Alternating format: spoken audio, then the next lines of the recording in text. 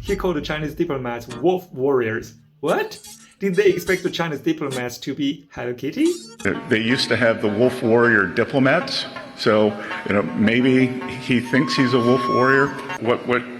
Perhaps the vice minister who showed up here with very incendiary language on August 28th has gone rogue. Perhaps he's gone rogue. This individual was very disrespectful.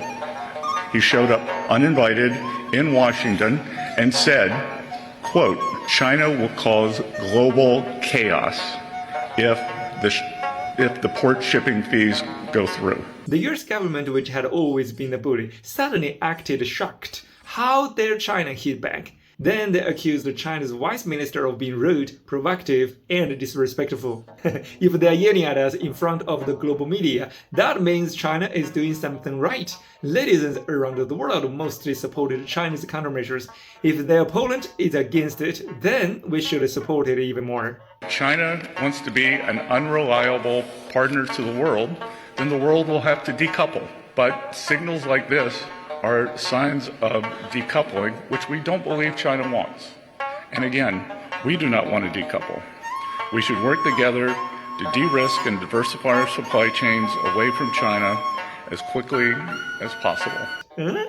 Why would China want to decouple from the world? It hasn't. It's only been forced to decouple from the United States, and even then, China doesn't want to. It's these political liars who started the tariff and trade wars. Now that China is no longer easy to bully, they start twisting the story again. They say they don't want to decouple, but they are raising tariffs and pushing supply chains to leave China. Isn't that contradictory?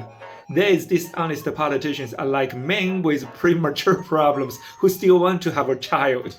They want China, now stronger, to have the baby for them, then take the child away and pretend to be the father. The president said, we want to help China, not hurt it. If some in the Chinese government want to slow down the global economy through disappointing actions and through economic coercion, the Chinese economy will be hurt the most. And make no mistake, this is China versus the world. And since when does America equal the world? Is learning geography illegal in the United States? Who else could say something like that except someone who just escaped a mental hospital? If that logic works, then China is also helping the United States, for example, by pushing the United States toward independence in rare earth production. That's a good thing, right? 85 U.S. senators are willing to give President Trump the authority to put up to 500% tariffs on China for the purchase of Russian oil. Why not just make it 5 billion%? Maybe they can't count that high, and only 85 senators proposed it? Why not all of Congress? Are there not enough liars? When China announced its countermeasures, the Trump administration was caught off guard. U.S. trade representatives reached out to China right away, but he said, I can tell you that we were not notified, and quickly, as soon as we found out from public sources, we reached out to the Chinese to have a phone call, and they deferred. What's the point of talking? The Trump administration doesn't keep its word. Even a kindergartner's promise is more trustworthy.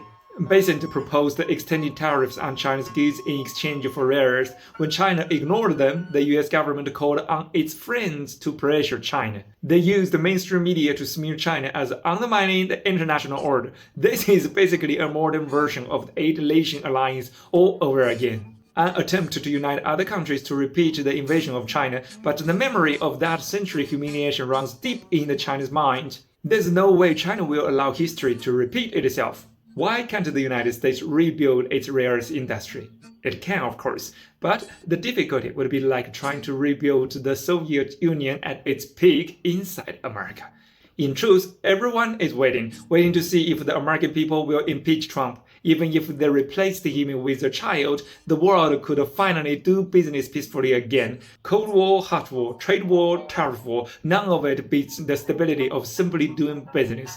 Follow me on Eastern Perspective to see the world.